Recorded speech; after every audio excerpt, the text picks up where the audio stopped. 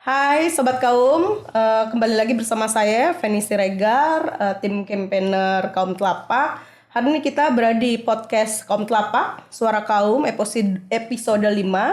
Tema kali ini kita akan mengangkat terkait masyarakat adat dalam rangka menyambut Hari Internasional Masyarakat Adat Sedunia atau kita singkat sebagai HIMAS yang akan dilakukan pada 9 Agustus. Dan dalam kegiatan ini sebagai upaya mendorong masyarakat adat dan semua pihak menyuarakan menanti RUU masyarakat adat. Podcast kali ini kita kehadiran narasumber Bang Muhammad Arman, Direktur Advokasi Kebijakan Hukum dan Hak Asasi Manusia Aliansi Masyarakat Adat Nusantara, sekaligus tim koalisi advokasi RUU masyarakat adat. Selamat siang Bang. Selamat siang Bang. Sehat Bang? Sehat. Iya. Bang Arman saat ini sudah berapa lama Bang di organisasi Aman? Di Aman itu saya sekitar 10 tahun lebih gitu ya. Dan sebelum saya di PB Aman sebenarnya saya memulai mengenal masyarakat adat itu dan Aman itu sendiri waktu di Makassar. Jadi dulu ketika di LBH Makassar saya kemudian banyak bantu teman-teman Aman Sulsel waktu itu.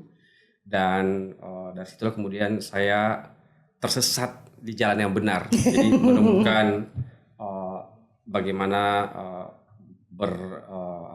berkenalan dengan teman-teman dengan teman-teman Aman, dan saya sendiri adalah dari komunitas masyarakat adat. Jadi mengadvokasi diri sendiri sehingga bukan sesuatu yang melihat orang lain itu, tapi melihat saya sendiri sebagai masyarakat adat dalam konteks bagaimana saya bisa memperjuangkan hak saya sebagai masyarakat. Kira-kira begitu sih, Pak.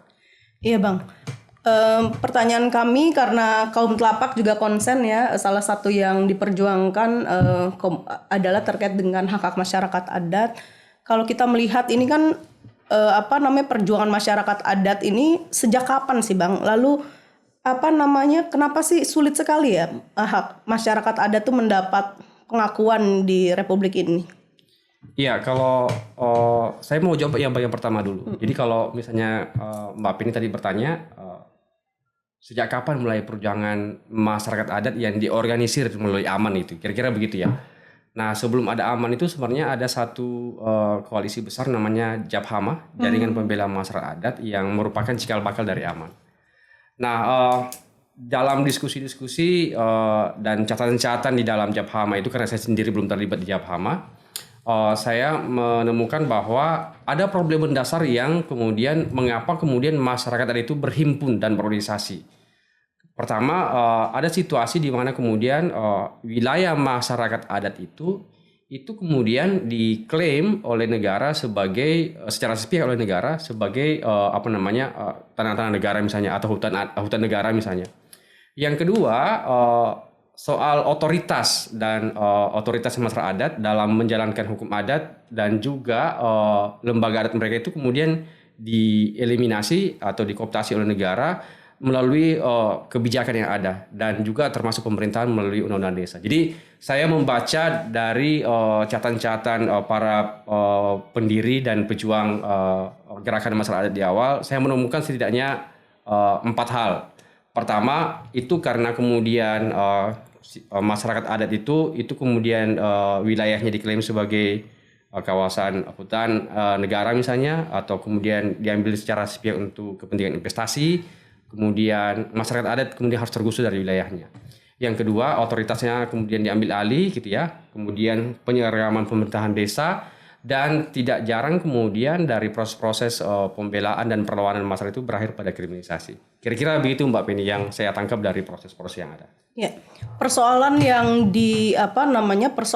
dihadapi masyarakat adat pasca hak atas tanahnya diakui oleh negara untuk tujuan tadi ya, menurut Abang investasi dan segala macam. Ini situasi di lapangan seperti apa sih Bang, permasalahan yang dihadapi oleh kelompok masyarakat adat ya, yang di dalamnya mungkin ada perempuan, ada anak gitu ya, ada juga lansia, itu seperti apa sih Bang? Jadi saya kira ini bukan sekedar perbedaan pendapat ya, tapi saya kira perbedaan paradigma melihat masyarakat adat itu. Jadi oleh pemerintah dan sebagian besar masyarakat dan termasuk kaum terpelajar itu beranggapan bahwa suatu saat nanti itu masyarakat adat akan hilang. Itu pertama. Yang kedua, pemerintah dengan berbagai instrumen hukum yang ada itu menggunakan instrumen hukum untuk kemudian melegitimasi gitu ya perampasan wilayah masyarakat adat gitu ya, kemudian merampas otoritas lembaga adat dan hukum adatnya. Lalu kemudian ada wajah yang tak pernah berubah, itu adalah wajah kolonisasi gitu ya. Jadi praktik-praktik penjajah itu meskipun berganti wajah menjadi negara Indonesia, tapi saya kira dari berbagai instrumen hukum yang keluar itu justru menjadi alat kolonisasi bagi masyarakat adat. Saya misalnya mencontohkan dulu bagaimana kemudian undang-undang kehutanan itu mengambil alih hampir 70% ruang hidup masyarakat adat itu menjadi hutan negara. Kemudian di tahun 79 ada Undang-Undang Nomor 5 tahun 79 itu ada Undang-Undang Desa yang kemudian menyeragamkan semua sistem pemerintahan desa pada waktu itu dan sekaligus merampas otoritas masyarakat adat untuk menjalankan pemerintahan adatnya. Padahal kalau kita mau kembali ke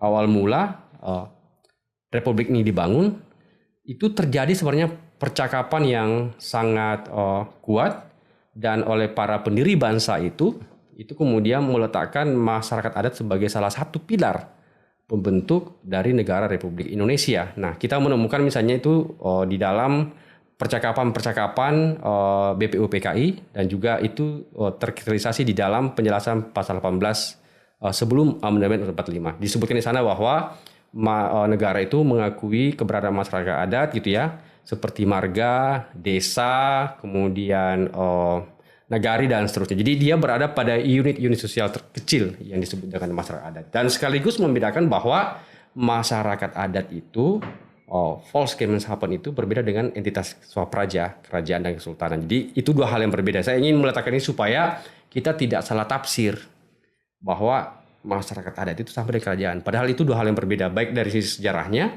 maupun dari aspek konstitusionalnya. Dia dua hal yang berbeda yang diatur di dalam pembentukan republik ini. Nah, kemudian apa yang terjadi? Saya kira betul tadi Mbak Feni sudah menyebutkan bahwa konflik yang terjadi itu tidak hanya kemudian wilayah adat dirampas, tapi juga terjadi kriminalisasi laki-laki, perempuan gitu ya, tergusur. Kemudian pengetahuan perempuan adat itu kemudian juga hilang. Kenapa? Karena hutan-hutan adat misalnya atau tanah-tanah adat itu kemudian dirampas, beralih otoritasnya kepada negara atau kepada korporasi. Padahal bagi masyarakat adat baik laki-laki maupun perempuan gitu ya, tanah itu atau wilayah adat itu adalah ibu pertiwi. Jadi kehilangan wilayah adat itu sama seperti kehilangan ibu pengetahuan, kehilangan budaya, kehilangan pengetahuan, semua hal. Dan tentu saja bagi generasi muda gitu, kehilangan wilayah itu akan terpotong pengetahuan yang selama ini dimiliki oleh masyarakat adat. Itu kira-kira Mbak. Iya, Bang, kan ada anggapan ya, mungkin kawan-kawan sobat kaum juga melihat belakangan ini masyarakat adat tuh dianggap seperti terbelakang, terus tradisionalis gitu. Padahal kita tahu bahwa isu masyarakat adat ini isu dunia ya Bang ya, karena kita sudah punya konvensi-konvensi internasional sudah mengakui hak-hak masyarakat adat. Lalu bagaimana sih Bang menginformasikan kepada masyarakat semua bahwa yang dimaksud masyarakat adat tuh bukan itu, tapi lebih pada perjuangan hak-haknya gitu. Dan membedakannya itu seperti apa Bang supaya sobat kaum paham? Iya, kalau kita mau bicara misalnya apa sih sebenarnya yang jadi pembeda antara masyarakat adat dengan masyarakat pada umumnya gitu ya. Sekurang-kurangnya ada 4 indikator ya. Indikator bukan syarat. Jadi ini saya perlu tegaskan karena kadang-kadang oleh pemerintah dan juga sebagian kaum terpelajar ketika kita menyebutkan bahwa 4 indikator atau 4 kriteria itu selalu dianggap sebagai satu syarat. Padahal itu bukan syarat. Nah apa itu? Misalnya masyarakat adat itu punya sejarah asal usul gitu ya. Jadi bagaimana ceritanya sampai kemudian dia berada pada satu wilayah adat. Satu wilayah yang dia tempati secara turun-temurun. Jadi sekaligus punya sejarah asal-usul, punya wilayah adat gitu ya, dan kemudian punya hukum adat, dan punya lembaga adat yang kemudian sebagai alat atau lembaga yang mengontrol gitu ya, atau yang punya otoritas mengatur aspek sosial budaya, hukum, politik di wilayah masyarakat adat. Itu 4 kriteria atau 4 penanda. Kalau agak sedikit teoretik itu kan sebenarnya ada dua kan sebenarnya, ada 3 malah yang kita bisa lihat untuk melihat satu dari ada namanya genealogis, kemudian ada teritori, dan penggabungan keduanya teritori dan genealogis. Itu secara teoretik. Tapi 4 tadi kriteria yang sebutin itu kira-kira itulah yang kemudian bisa kita jadikan sebagai guideline begitu untuk melihat pembeda antara masyarakat adat dengan masyarakat pada umumnya. Ya. Dalam situasi seperti ini Bang, ekstrim yang terjadi dialami oleh kawan-kawan masyarakat adat dari tadi Abang bilang kriminalisasi, tapi yang secara harfiah dia ditarik dari akarnya itu apa Bang yang terjadi di situasi masyarakat adat saat ini? Iya, melihat masalah masyarakat adat itu dia tidak tunggal sifatnya, Mbak. Dia struktural sifatnya. Jadi kenapa struktural? Misalnya begini. Kalau kita kemudian sekarang ini mempertanyakan apakah di masyarakat adat itu lembaga adatnya masih ada? Kita bisa menemukan 2 kemungkinan. Ada yang masih nampak secara tegas, ada yang sudah tidak kelihatan. Tapi secara fungsional itu kita bisa ketemu. Contoh misalnya, kalau kita ke kampung, misalnya bertanya, di sini ada lembaga adat enggak? Tapi ketika ditanya misalnya, sini yang ngurusin biasa kalau ada acara kematian siapa, atau kalau misalnya ada sengketa antar warga siapa, itulah sebenarnya fungsi-fungsinya yang masih hidup, tapi dia tidak nampak secara tegas. Nah, kalau kembali ke tadi soal pertanyaan, apa sebenarnya yang membuat situasi masyarakat adat itu menjadi seperti saat ini? Jadi kalau kita bicara misalnya soal sejarah gitu ya, penaklukan masyarakat adat itu memang berlapis, Mbak. Jadi penjajah Belanda masuk gitu ya. Kemudian ada lagi kerajaan-kerajaan misalnya yang juga menaklukkan masyarakat adat, dan masuklah kemudian negara Indonesia. Jadi dia berlapis memang. Jadi bagaimana kemudian masyarakat adat itu harus kemudian mengikuti aturan yang baru itu. Jadi itu bagian pertama. Kemudian ada kerajaan gitu yang kemudian menaklukkan masyarakat adat, dan juga ada penjajah yang kemudian dalam kacamata kolonial itu kan sederhana. Kenapa kemudian kalau kita sekarang bicara soal hak atas sumber daya alam misalnya, itu kan sebenarnya berangkat dari satu konsepsi lama gitu yang disebut dengan domain perklaring gitu ya. Jadi domain perklaring itu sederhananya begini, segala sesuatu yang tidak bisa dibuktikan pemilikannya oleh yang menempati tempat tersebut, maka itu bukan miliknya, itu adalah milik negara. Yeah. Dan melampaui itu sebenarnya itu kan sebenarnya doktrin ini itu cukup rasis ya, karena bahkan misalnya menganggap kalau misalnya bertemu dengan orang di sana yang tidak sama dengan warna kulitnya, kulit putih misalnya, itu dianggap bukan manusia, karena itu dia harus diadapkan, ditobatkan. Termasuk misalnya kalau pada waktu itu bertemu dengan kelompok masyarakat adat yang tidak sesuai dengan ajaran dan keyakinan yang mereka bawa, itu juga harus diadapkan. Itu kira-kira situasinya. Nah, karena itu memang di dalam konteks gerakan perjuangan masyarakat hari ini, itu kita meletakkan empat hal mendasar. Kenapa kemudian penting di masyarakat itu dihormati, diakui, dan seterusnya. Pertama itu tentu saja dari aspek historisnya tadi saya sampaikan. Kemudian dari aspek konstitusinya itu jelas disebutkan di dalam, baik sebelum amandemen UNER 45 maupun amandemen UNER 45 itu dikenal di dalam pasal 18 ayat 2, 28 ayat 3, pasal 32 ayat 1 dan 2 tentang kebudayaan soal masyarakat adat.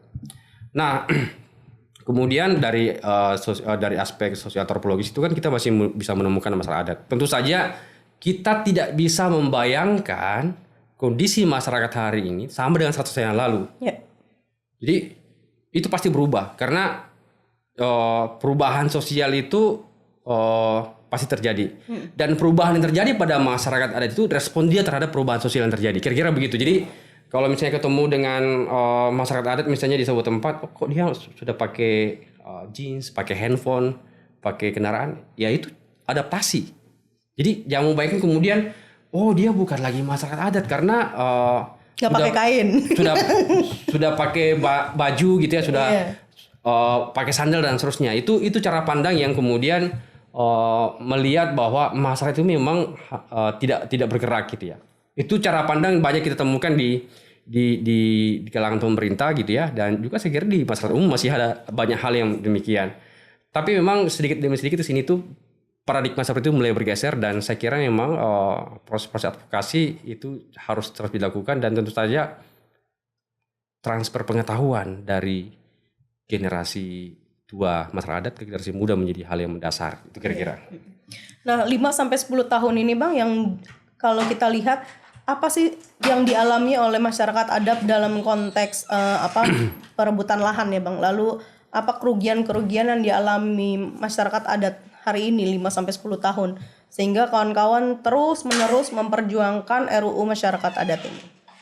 Iya, itu saya kira dua pertanyaan dengan dua jawaban yang mungkin agak ada kesamaan tapi mungkin ada sedikit pembedanya. Pertama, saya mau menyampaikan dalam 10 tahun terakhir, misalnya di 2014 sampai 2024 itu ada 687 kasus konflik masyarakat adat yang mengakibatkan 925 orang itu dikriminalisasi.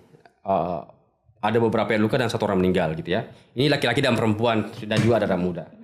Nah, kemudian khusus untuk tahun ini saja dari Januari sampai Juli 2024 itu ada 102 kasus ya. Jadi sektor pertambangan itu ada 25 kasus, kemudian kawasan hutan itu ada 39 kasus, kemudian pertanian ada 1 kasus, sektor pariwisata 2 kasus, infrastruktur 10 kasus, dan atas nama energi ada 4 kasus. Jadi ada 104 orang yang kemudian dikriminalisasi, 42 luka, dan 1 orang meninggal. Jadi itu situasi yang dihadapi oleh masyarakat adat kalau kita misalnya melihat dari aspek konflik yang terjadi. Tapi saya mau bilang bahwa yang saya sebutkan tadi angka-angkanya itu yang nampak di permukaan, dan ada pengaduan masuk ke Aman dan juga di PPMAN. PPMAN itu adalah organisasi dari Aman. Ada banyak kasus saya kira yang juga terjadi dan itu tidak kami bisa monitor karena akses yang jauh dan seterusnya ya. Misalnya di pelosok yang tidak sempat disampaikan. Itu kira-kira Mbak.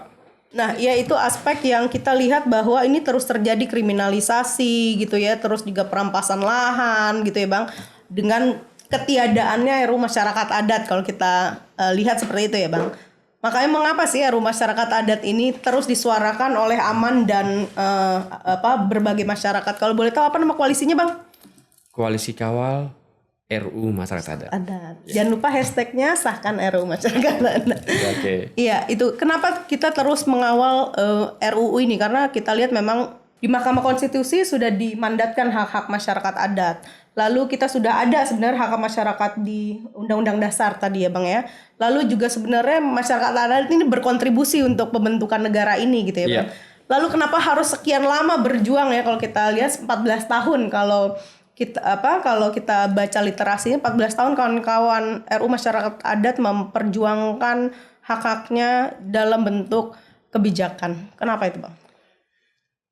Iya, ini saya kira tadi saya sampaikan itu soal cara pandang negara melihat masyarakat adat. Jadi kalau misalnya kita mencontohkan saja dalam 10 tahun terakhir gitu ya. Jadi orientasi pembangunan bangsa ini, negara ini itu lebih ke soal pembangunan berorientasi pada kepentingan investasi. Jadi paradigma ekonomi politiknya yang menurut saya dilakukan dengan kemudian mengabaikan perlindungan terhadap hak masyarakat adat, gitu ya. Kemudian dia jauh atau miskin dari perlindungan hak asasi manusia. Padahal menurut saya pemerintah juga itu punya dia punya standar ganda gitu ya. Standar ganda kenapa saya bilang begitu? Karena kalau misalnya gini, kalau ada acara-acara tertentu begitu, itu kemudian ada nari-nari, nyambut tamu, pakaian dan seterusnya begitu ya. Ini padahal pakaian adat ya Bang? Ya, itu kemudian dianggap itu masyarakat adat. Tapi ketika bicara soal atas tanah, tunggu dulu. Kamu sudah ada perdanya belum? kamu sudah ada SK Bupati belum? Kamu punya lembaga adat belum? Macam-macam lah pertanyaan-pertanyaan itu. Jadi itu yang saya bilang tadi, ada situasi di mana kemudian paradigma seperti tahayul tanah tak bertuan gitu ya. Tahayul tanah tak bertuan itu begini, seolah semua tanah di Republik ini tuh yang kalau kemudian dia hutan, itu semua hutan negara. Nggak ada yang punya. Atau kalau misalnya dia kosong gitu, itu dianggap bahwa itu nggak ada yang punya. Padahal sengaja dibiarkan begitu oleh masyarakat karena dia punya fungsi tertentu yang sedemikian rupa yang juga berkontribusi untuk perlindungan lingkungan hidupnya gitu ya.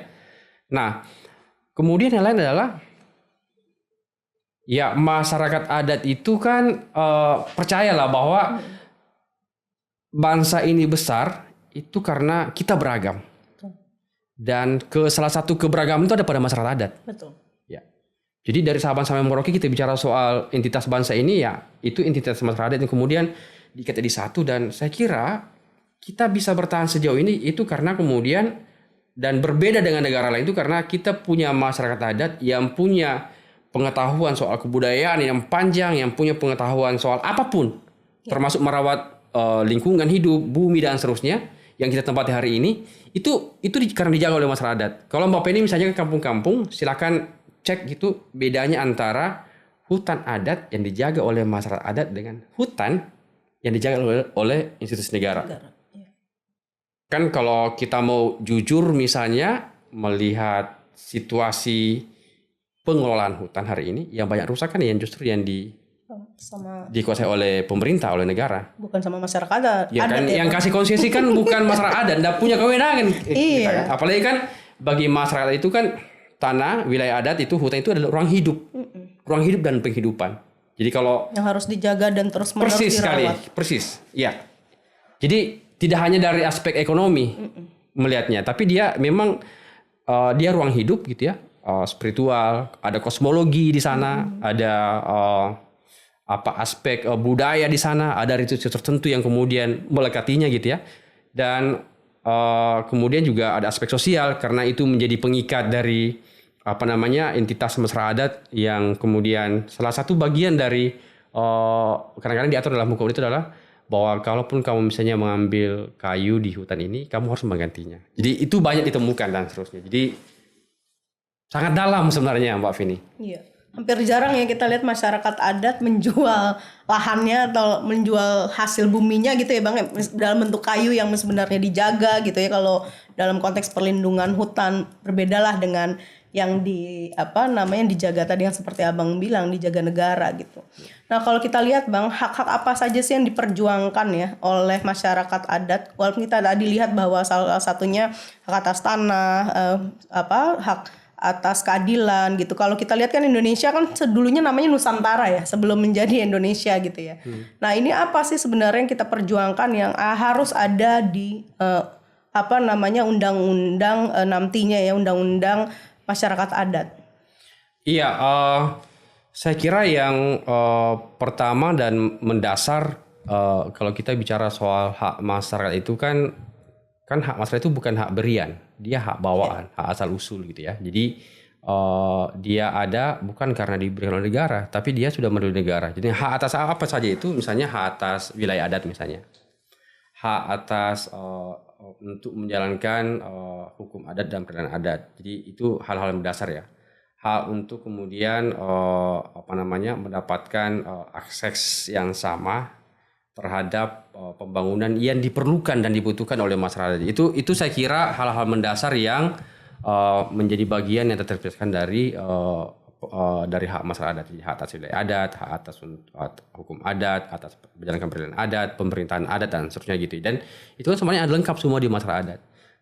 Itu yang prinsip. Tentu saja selain itu banyak sekali diatur di dalam RUU yang pernah dulu kita dorong itu, RUU masyarakat adat itu, termasuk atas pembangunan. Jadi kita berhak atas pembangunan, tapi pembangunan itu harus didahului dengan proses-proses yang disetujui oleh masyarakat adat. Misalnya begini, masyarakat adat itu tidak pernah anti investasi. Jadi ada pernyataan biasa dari pemerintah misalnya atau dari kalangan korporasi, masyarakat itu anti pembangunan. Enggak, sama sekali.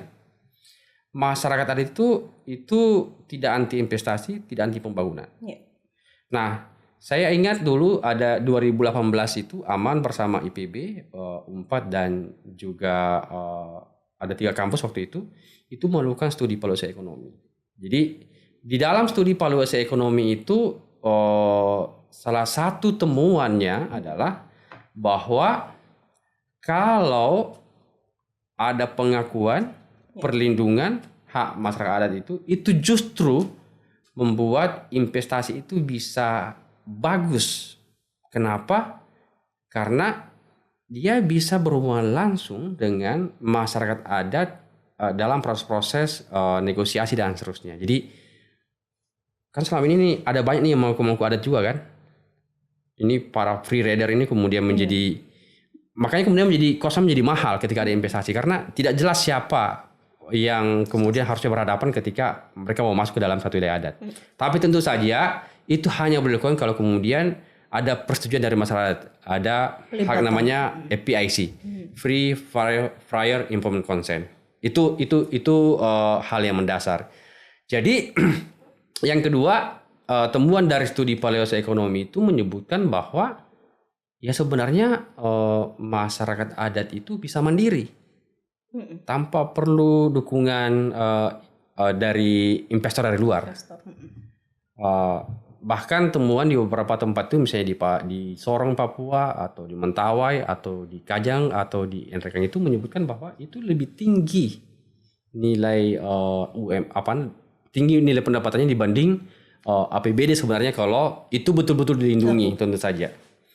Nah itu kemudian yang saya ingin menegaskan bahwa pernyataan dari pemerintah maupun teman-teman yang lain itu bahwa anti investasi tidak sama sekali karena banyak tempat juga kemudian investasi bisa masuk gitu ya dan bisa berdampingan. Misalnya saya mencontohkan dulu satu kasus di Nrekang dulu ada kasus penyadapan pinus. Lalu kemudian dulu itu sebelum ada perdanya itu kemudian masyarakatnya kemudian menjadi orang asing di wilayah tersebut padahal dia yang punya tanah. Setelah ada pengakuan kemudian bertemu tuh. Akhirnya oke, silakan lanjut tapi kemudian hak atasnya adalah milik masyarakat adat tapi yang tumbuh itu dikelola bersama-sama. Kemudian di dalam konsep kita bertemu dengan entitas bisnis misalnya adalah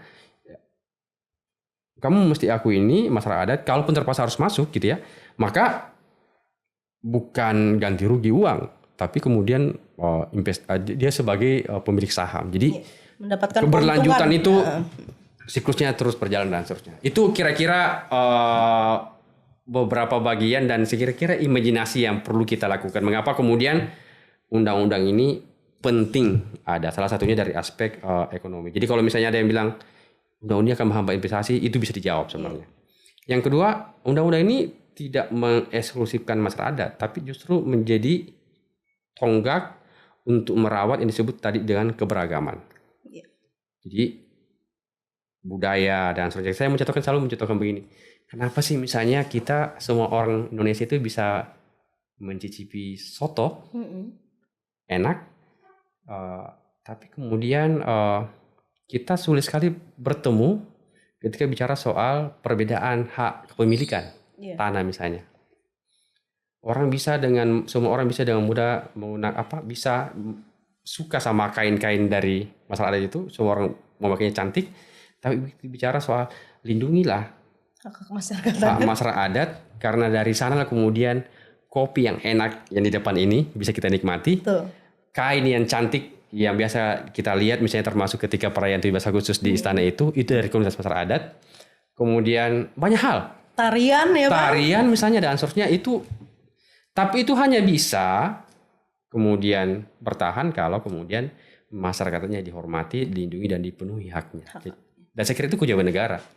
Dan kehadiran masyarakat adat itu utuh ada ya Bang ya, diakui oleh negara ini gitu, bukan hanya diambil misalnya budayanya tadi ya beberapa halnya, tapi secara utuh dia harus hadir gitu ya. Ya perintah konstitusi kan bilang begitu. Betul. Negara mengakui dan menghormati kesatuan masyarakat adat beserta dengan hak tradisionalnya dan seterusnya. Jadi perintah konstitusinya jelas. Betul, jelas. Nah kalau kita lihat Bang, sejauh ini apa sih yang sudah dilakukan pemerintah ya, ataupun pemerintah lah yang sudah dilakukan terkait dengan pemenuhan hak-hak masyarakat adat saat ini? Saya kira ada banyak sekali ya yang dilakukan oleh pemerintah begitu. Tapi misalnya kalau kita bicara di sektor kehutanan misalnya, dulu Aman bersama perwakilan komunitas masyarakat itu kan kemudian menggugat Undang-Undang 41 karena mengambil hutan adat itu sebagai bagian dari hutan negara. Kemudian kita kenal dengan putusan MK 35. Tapi kemudian pemulihan gitu ya, pengembalian hak masyarakat atas hutan itu hingga saat itu baru 2.444,198 hektar dari 28,2 juta hektar yang telah dipetakan oleh masyarakat. Jadi masih sangat jauh. Nah, apa yang membuat begitu? Menurut saya ada problem mendasar, itu soal ketidakpatuhan aparatus negara atau pengurus negara ini pada konstitusi dan juga perintah Mahkamah Konstitusi, undang-undang terhadap pengakuan dan perlindungan masyarakat adat. Jadi itu yang membuat menjadi kemana-mana ini situasinya menjadi tidak pernah beranjak menjadi lebih baik. Tapi saya kira juga kita perlu mengapresiasi ya beberapa inisiatif baik misalnya dilakukan oleh institusi pemerintah, misalnya Kemdikbud gitu ya, dengan saya kira di kementerian satu-satunya kementerian yang punya setingkat dirjen begitu atau direktorat begitu itu di Kemdikbud. Misalnya ada direktorat soal kepercayaan terhadap Tuhan Maha Esa dan masyarakat adat, spesifik disebutkan misalnya. Kemudian di tempat lain ada juga, tapi dia masih levelnya sangat bukan gitu, satu institusi yang bisa merumuskan satu kebijakan soal masyarakat adat. Saya kira ada banyak perubahan ya, ada yang positif tapi belum cukup signifikan. Menurut kami di Aman, dan karena itulah kemudian kenapa kita terus-menerus ingin mengajak kepada pemerintah dan juga DPR, mengajak loh ini. Padahal kan ini kewajiban mereka kan, jadi kita menyebutnya dengan dan membantu ya Bang. Iya, mengajak, ayo mari kita diskusikan bersama-sama bagaimana memastikan salah satu entitas bangsa yang justru membuat negara ini menjadi kuat, masalah itu supaya ada undang-undang khusus. Kenapa? Karena khusus masalah kenapa? Karena berbagai regulasi yang tersedia hari ini itu belum cukup memadai, justru menjadi akar masalah dari pengingkaran terhadap hak-hak masyarakat adat. Itu kira-kira Mbak Vini. Siapa sih Bang yang menginisiasi sampai hari ini gitu, yang terus menginisiasi RU masyarakat adat ini terus ada dan terus menggema? Oke, tentu saja kalau kita bicara advokasi masyarakat adat itu pasti Aman dan koalisi masyarakat sipil gitu ya, yang kemudian terus-menerus memastikan ada proses dialog dengan pemerintah, dengan negara gitu ya, dan sejak 2011 atau 2012 kalau tidak salah itu kemudian ini RU ini sudah masuk dalam prolegnas ya di DPR RI, dan selama ini juga yang menjadi inisiator adalah dari DPR gitu ya, DPR. Jadi periode pertama itu di zaman pemerintahan SBY itu inisiator dari fraksi PDIP. Sayangnya kemudian hingga akhir pemerintahan SBY itu gagal ditetapkan, itu karena orang yang diutus oleh pemerintah dalam hal ini Kementerian Kehutanan selaku leading sektor pada waktu itu mengutus orang yang tidak memiliki kewenangan atau otoritas dalam pengambilan keputusan karena staf ahli. Sampai akhirnya kemudian tidak ditetapkan. Lalu kemudian di pemerintahan Jokowi masuk prolegnas prioritas juga. Sekarang juga masuk prolegnas prioritas, dan 2018 itu pernah sudah ada supresnya. Tapi sayang supres dari pemerintah itu tidak diikuti dengan daftar inventarisasi masalah sebagai syarat pembahasan satu rancangan undang-undang. Jadi dua kali kegagalan, dan saya kira sampai akhir pemerintahan Jokowi ini kan sudah dekat nih. Sepertinya sulit untuk ditetapkan, dan lagi-lagi itu karena saya kira masalahnya ada di pemerintah ya sejauh ini ya. Meskipun kami juga membaca gitu bahwa tidak ada dorongan yang sungguh-sungguh juga dari DPR, sehingga kemudian ini kan sekarang saja itu belum jadi inisiatif resmi dari DPR karena dia belum dibawa ke paripurna. Dia baru melalui satu tahapan harmonisasi. Dan kalau kita lihat memang ada berapa sih Bang kelompok masyarakat adat yang bersama koalisi dan aman untuk terus menyuarakan RUU masyarakat adat ini Bang? Kalau di koalisi itu kan kita ada 30 organisasi. 30 organisasi. Kalau Kelompok masyarakat adatnya Bang? Jumlah komunitas masyarakat adat itu ada 2.000 lebih ya. Dan ini kan baru yang menjadi anggota aman.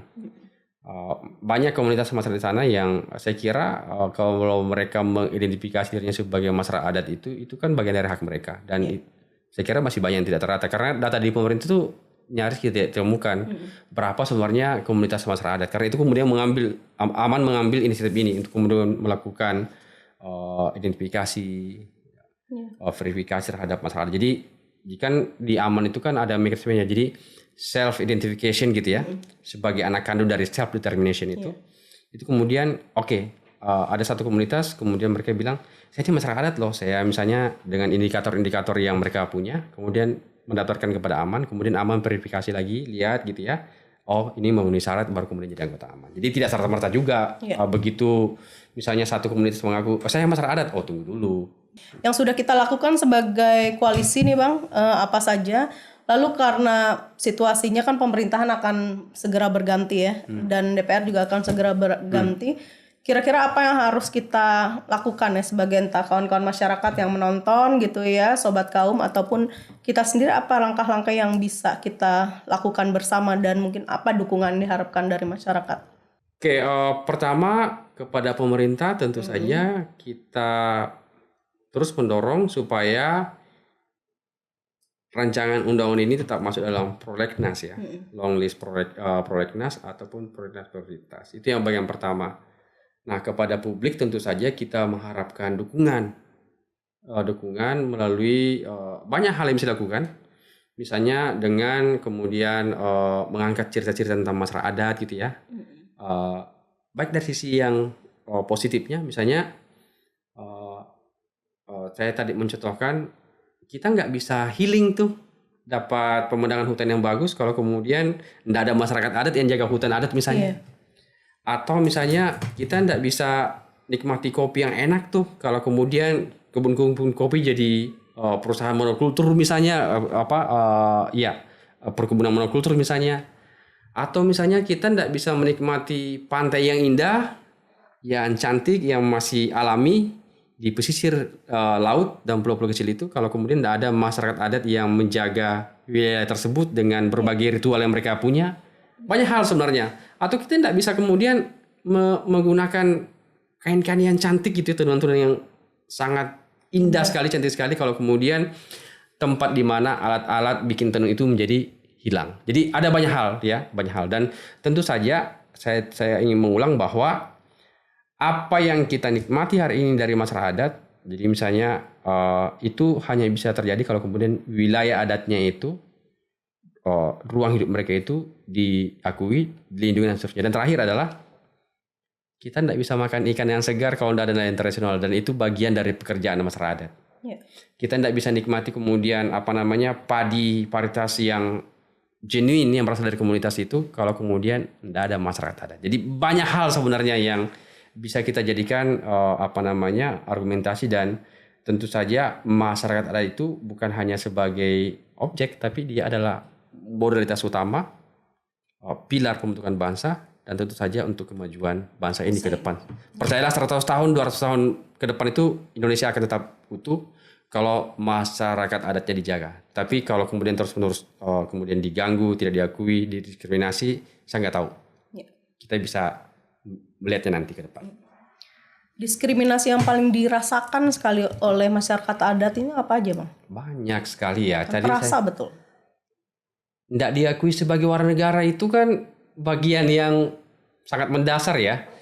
Misalnya begini, 2014 itu kita pernah ada satu riset misalnya, kalau kita bicara dalam konteks pemilu misalnya, ada 1,2 juta warga masyarakat adat itu tidak bisa menyalurkan hak pilihnya. Bukan karena mereka golput, karena mereka tidak punya entitas kewarganegaraan yang oleh Kemendagri waktu itu dianggap sebagai mereka mendiami wilayah-wilayah yang tidak termasuk dalam wilayah administrasi karena dia kawasan hutan, dia di posisi tambang, perkebunan dan seterusnya.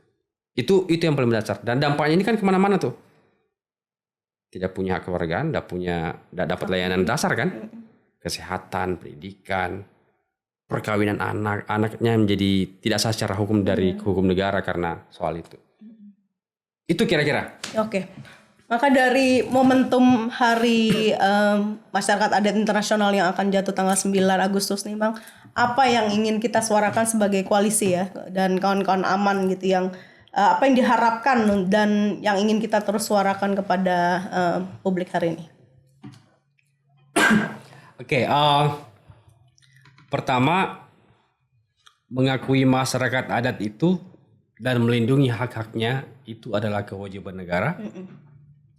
Dan memperjuangkan hak itu adalah bagian dari asasi warga negara.